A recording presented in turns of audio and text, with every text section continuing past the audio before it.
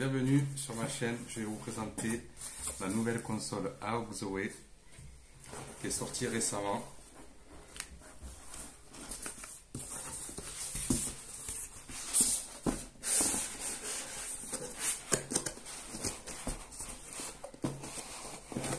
Donc j'ai mis du temps pour l'acquérir parce que j'ai une Aya Neo déjà, donc je voulais voir la différence.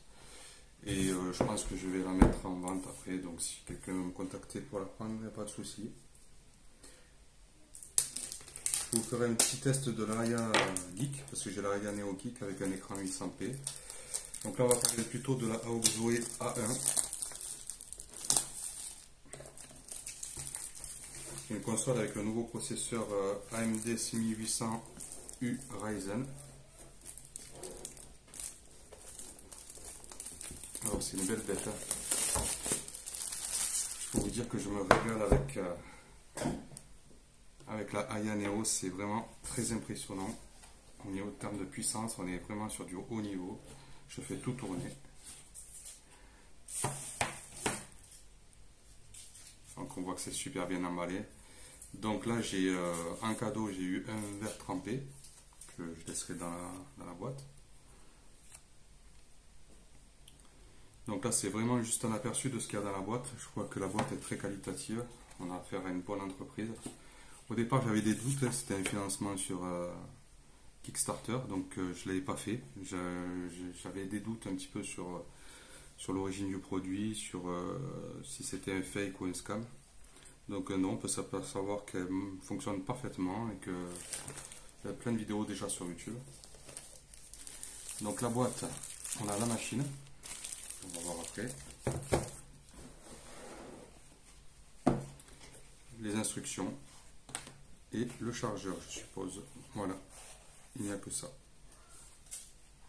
C'est une belle boîte, elle est bien protégée. Donc particularité de cette A1, c'est son écran de 8 pouces de 1200p.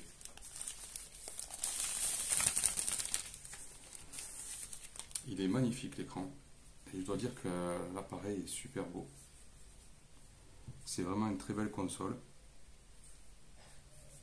La prise en main est excellente, elle me rappelle un petit peu la Steam Deck que j'avais aussi, que j'ai revendue par manque de puissance.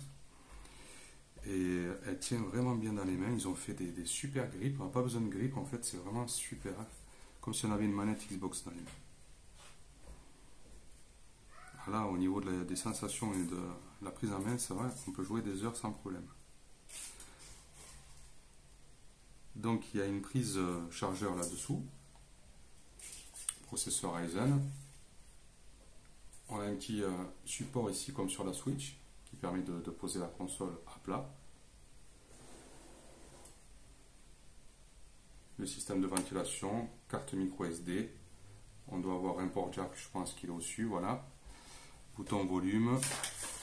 Ce qu'il y a de bien comparé à l'Aya, c'est qu'ici on a une prise USB 3.0 A et une USB C. Donc en fait ça fait 3 prises au total, mais avec un USB A. Donc on ne l'a pas, il nous faut un adaptateur sur la Aya Neo.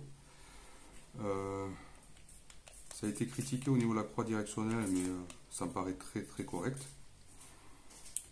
Les joysticks répondent super bien. Et là, tout ce qui est ces boutons-là, c'est des boutons qu'on trouve aussi sur d'autres machines Aya ou One X Player. C'est des boutons qu'on personnalise avec turbo, mode turbo. Il y a un mode turbo sûrement pour monter à 30 watts et des choses comme ça. Donc je vais juste l'allumer pour voir pour vérifier si elle fonctionne bien. C'est tout.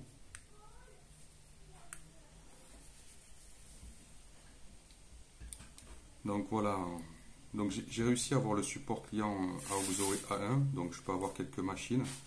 Donc si vous êtes intéressé, vous pouvez me contacter. Pour Aya Neo, j'ai essayé, mais pour l'instant ils sont sur flux tendu, donc c'est très difficile d'avoir des machines en avance. Donc je serais partant pour peut-être avoir des lots de Aya Neo Geek, parce que je me rends compte quand même que c'est la moins chère, et puis on fait tourner tous les jeux récents à 800p. Donc avoir un écran 1200p c'est bien, surtout de 8 pouces, mais après on est obligé de baisser la résolution dans la plupart des nouveaux jeux. Donc ça sera surtout de la geek que je ferai. Et One X Player c'est trop cher, donc non, je resterai sur AOG Zoe et Aya Neo Geek pour le moment. Donc on se rend compte que la machine fonctionne super bien. L'écran est magnifique. 8 pouces, c'est vraiment très très impressionnant. Je pense que c'est en termes de qualité, on est sur de l'Aya Neo sans problème, avec un écran beaucoup plus qualitatif encore. Magnifique.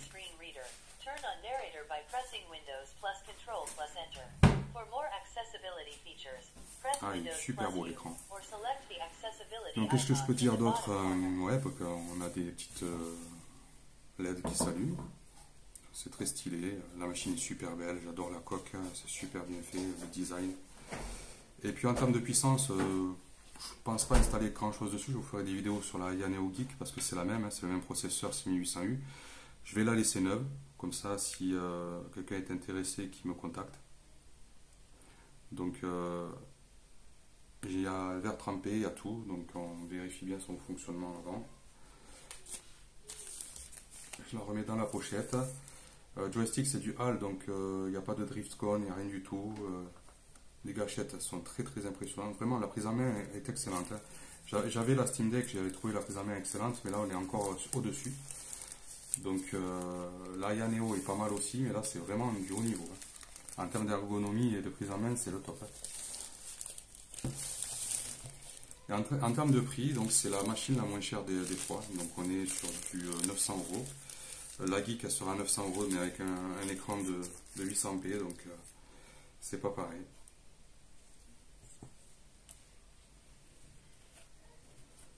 Donc voilà, c'était juste un petit unboxing pour vous montrer un petit peu la qualité de ce nouveau partenaire de console portable PC. Et le 800U, le 6800U, il envoie vraiment du pâté, c'est vraiment énorme. Je me régale avec ce processeur. Je joue à du Call of Duty, Last of Us, tous les derniers jeux, il n'y en a aucun qui branche. Le seul qui m'a résisté, c'est Trial Out, c'est un jeu de voiture qui bug sur une course. Alors je sais pas pourquoi, mais c'est peut-être une mise à jour du driver.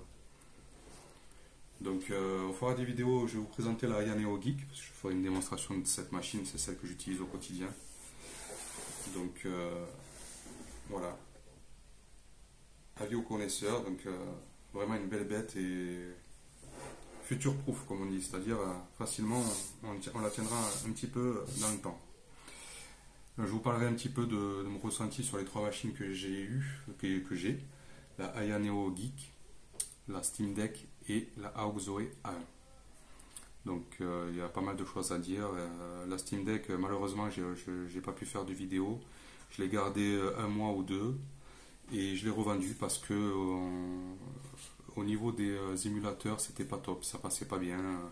Sur les jeux gourmands, sur la PS3, MotorStorm, Xbox 360, il y avait, si je prends Banjo et Kazooie, Nuts and Bolt, beaucoup de pertes de FPS, donc c'est pas terrible. Et sur les gros jeux, il fallait faire beaucoup de concessions, et là on est sur du moyen, haut, 30 FPS, 60, ça bronche pas, donc c'est très très impressionnant. Bon, sur ce, je vous dis à bientôt, et puis on se revoit pour une prochaine vidéo.